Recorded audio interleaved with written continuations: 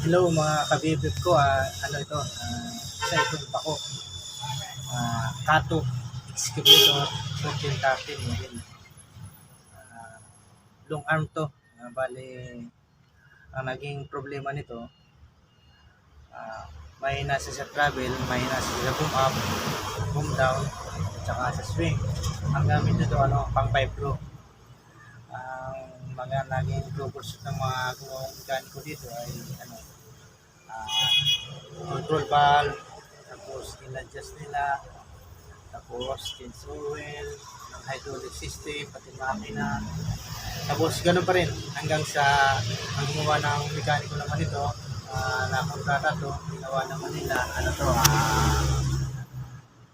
bomba naman, pinagbintangan. Pagkatapos ang ginawa nila sa bomba, in-overhaul, halos gumastos ng $250,000 dito.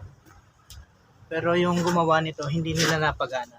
Pero na overhaul yung nito, yung hydraulic pump.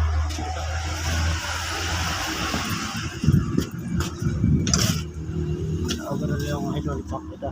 Overhaul ka. Ito bago na to. Itong charging pump. Bago na to. Overhaul. Pero ang share ko lang sa kapwa ko mga heavy equipment mechanic, ang nakalimutan nung gumawa nito ng kontrata, nag-focus siya mismo dito sa bomba. Pagdating sa bomba, pinalitan niya yung head nitong bomba at saka yung charging pump. Sa ibang tawag nito charging pump, sa iba naman pylon pump. Pero ang adjustment kasi nitong bomba nasa loob. Kapag talagang nag-aral ka ng hydraulic system, meron ang adjustment nito nasa loob. Pero ang dapat ginawa nito, bago siya nag-overhaul ng bomba, nagpalit muna siya ng accumulator. Ito ang nagpapalakas dito sa may charging pump o kaya pylon pump. Dapat nagkarga muna siya doon ng nitrogen para okay yung o kaya kahit nag-overhaul siya o hindi man siya nag-overhaul, nagkarga siya ng nitrogen kasi isa yon sa cause na kapag wala ng karga ng nitrogen, mahina na yung mahina nang gumalaw, pati yung sa paghigop ng hydraulic niya mahina na. Ganito.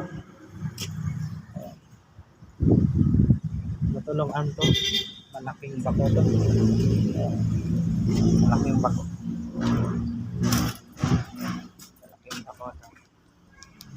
Ito yung niya, Kato 1413 Excavator.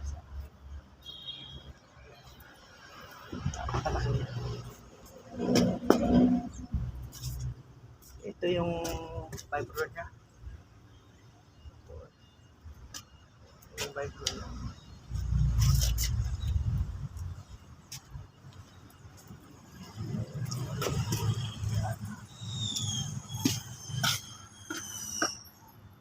Ang makina nito kondisyon naman. Kailang siguro hindi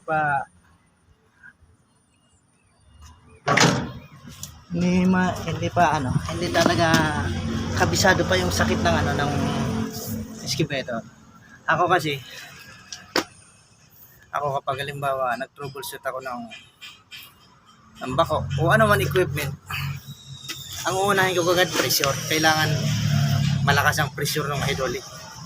Ngayon kapag halimbawa malakas ang pressure ng hydraulic, sigurado kung malakas din siya mag-boom up, mag-boom down, at mag-travel. Yung iba naman, ang nakapokus siya, adjust lang yan. Adjust sila ng control valve sa mga relief valve. Wala naman yon. Kasi ang talagang adjustan ng bomba, ng pressure, doon talaga sa loob. Nandun talaga sa loob ng bomba. May adjust, halimbawa ang doon, halimbawa 350 bar, ang lalabas sa bomba siya mismo, nasa lang yan, 24 bar. Pero pag dumaan na siya sa control, saka siya lalakas, Pero pagkagaling sa bomba, mababa pa lang siya. Pero ang ginagawa ko niyan, may tinatanggal ako doon na washer. Pag tinanggal ko yung washer na yon, ang 24 bar magiging 28 yun. Paglabas nun dito sa may control valve, nagiging 350 bar.